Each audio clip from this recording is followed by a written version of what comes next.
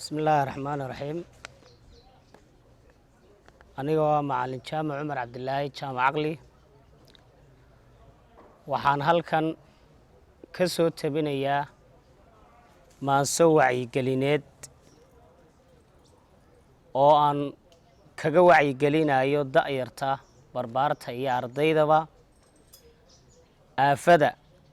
dhibaatada aadka u weyn ee qishka ee mustaqbal biiska ah inagoo wada ogsoon maalmo kooban kadib insha Allahu ta'ala in qaranka jamhuuriyadda Soomaaliland looga dareeri doono imtixaanaadka shahaadiga ee fasalada afraad ee dugsiyada sare iyo fasalada sideedaad ee dugsiyada dhexe. Maansadan oo kooban waxa ay runtii aad uga wacyigelinaysaa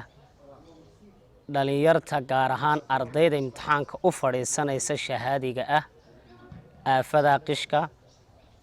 iyo aaladaha wax lagu qishaba. Maansadana oo soo baxday taariikhdu markay ahayd 12 bishan waxa ay ku bilaamaysaa maansadu sida tan: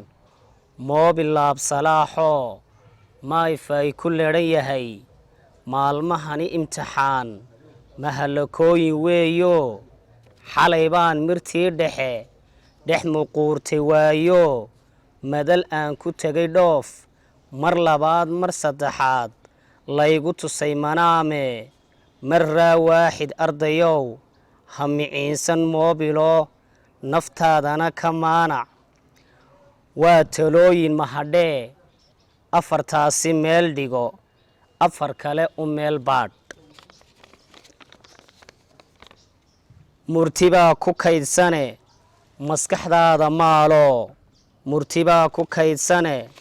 maskaxdaada maalo muruqyada hadaalino ha meermeerin madaxo midka kaa dambeeyiyo midka kaa horeeyiyo midka xiga gadaasha kolba meel hadaymoon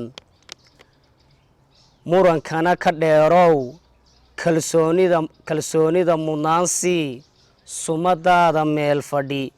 miiskeed ku eekow murti waxay ku xidhan tahay qishku waa masiibo shanta maal adduuno laga dafo malaayiin musuqii ka daranye dadka maanta joogow mar dagaal ku qaada. waxaan ardayda ugu wacyigelinayaa oon ku adkaynayaa in ay naftooda kalsooni ka qabaan wax kasta oo mustaqbalkooda ka biinaya imtixaanka inay ka fogaadaan inaanay u aaminin imtixaanku inuu yahay wax lagula dagaalamayo laakiin inay u aaminaan inuu imtixaanku yahay mustaqbal dhisidoodii. intaasaan fariintaasan ardayda gaarsiinayaa. wassalaamu calaykum.